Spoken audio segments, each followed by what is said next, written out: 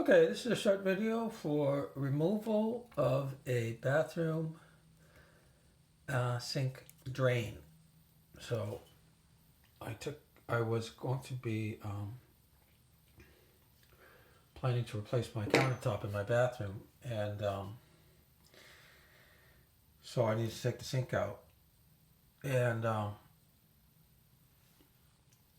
will plan on reusing the sink, so that I need to take the sink drain off. Now, originally, I had replaced one of these drains in the past when I was just replacing the drain and the faucet, because the drain and the faucet came together.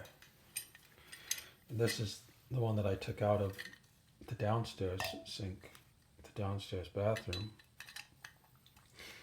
Now, the problem with this is that this had been on for about 36 years. House was built in 1984, and now it's 2020. So this nut here was very, very corroded. Okay. And when you have to only take this out and you're going to keep the sink in, of course, you're on your back upside down trying to get this off. And the problem is it's rusted, or corrosion, against this washer. It's probably the washer that's more rusted, but the two of them are all bound up together. Now, another problem is it's very difficult to get a wrench on this, and this is like 1.5 inches. It exceeds the size of adjustable wrenches that I had, so you end up having to use something like channel locks. I happen to have a very, very large pair of channel locks. I just happened to have bought this for a certain purpose now. Not this, but I had it. And it is a pretty good fit. And the jaws are fairly parallel, and you can get a lot of leverage on this, and you do need it. So that is the one that I ended up using. I have other channel locks, and they're smaller. The problem is that as I try turning it, the whole thing will start turning. So I used a strap wrench on the other side of this to hold this fixture in place, okay, and then work the two against each other. But this is the sort of thing where this could easily break, and if you're going to be replacing this anyway, you might not worry about that.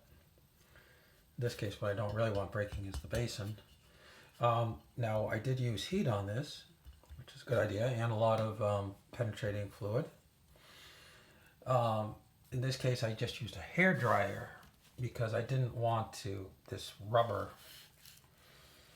gasket to just melt and make a complete mess.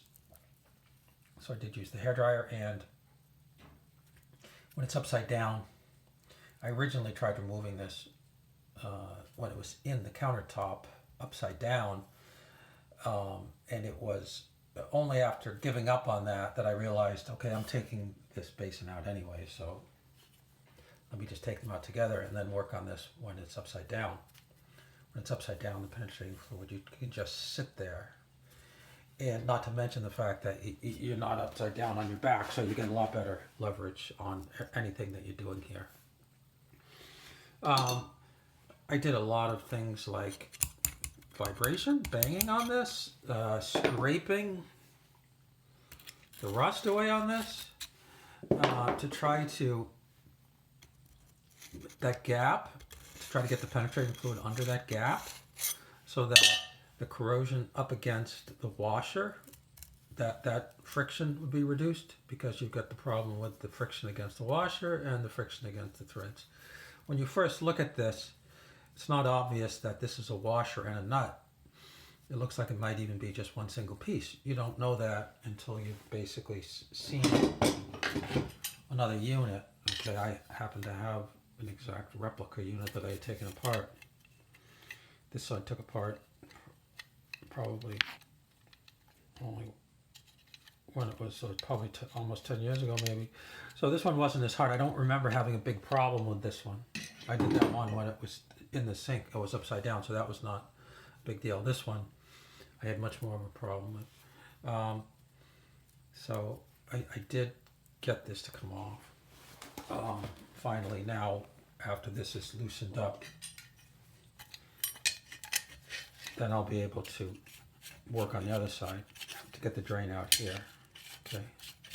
That I'm sure is still also going to be seized up, but that might not be as big a problem as this one. I'll just turn this upside down, lubricate that, put the heat on it, and see how that goes. Now, when I took this out of the countertop, I did have some damage to the countertop. I was replacing the countertop, so it didn't bother me too much.